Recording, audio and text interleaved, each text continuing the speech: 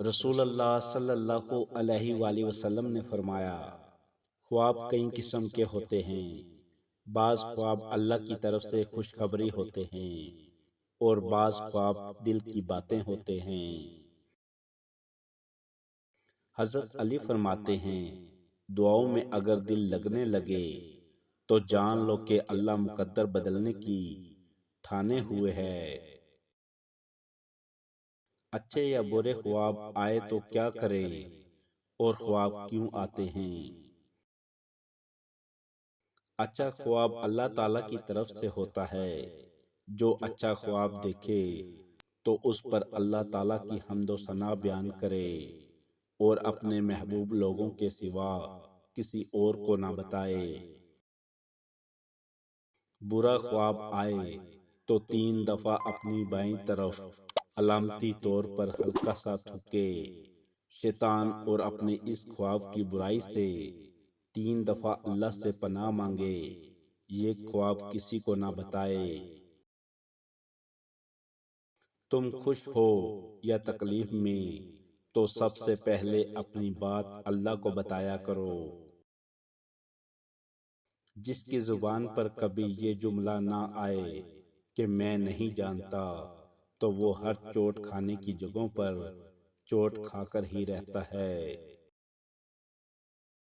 اگر آنکھ کی بینائی ختم ہو جائے تو انسان رات اور دن میں فرق نہیں کر سکتا۔ اسی طرح اگر دل کا اندھا ہو جائے تو وہ حق و باطل میں فرق نہیں کر سکتا۔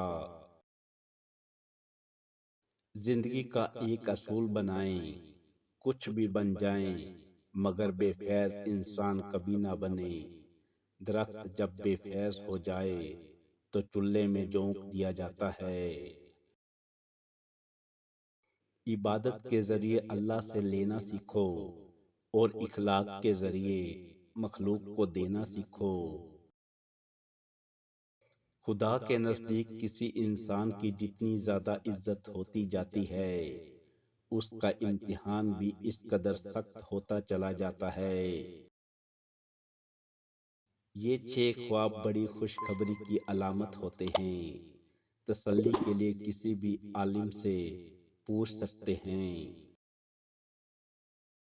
نمبر 1، خواب میں قرآن مجید کی تلاوت کرتے یا سنتے دیکھنا۔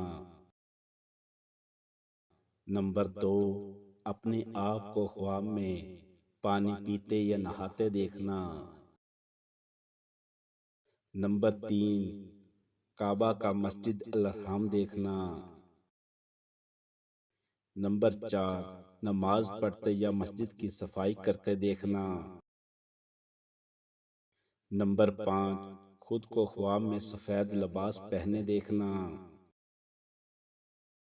نمبر 6، آسمان پر بہت سے چمکتے تارے دیکھنا۔ درود شریف واحد ایسی عبادت ہے جو زبان سے نکلتے ہی قبول ہو جاتی ہے۔ لوگوں کی محبت سے نکل کر دیکھو اللہ کی محبت میں کتنا سکون ہے۔ ویڈیو پسند لگی ہو تو لائک اور شیئر ضرور کریں۔ شکریہ۔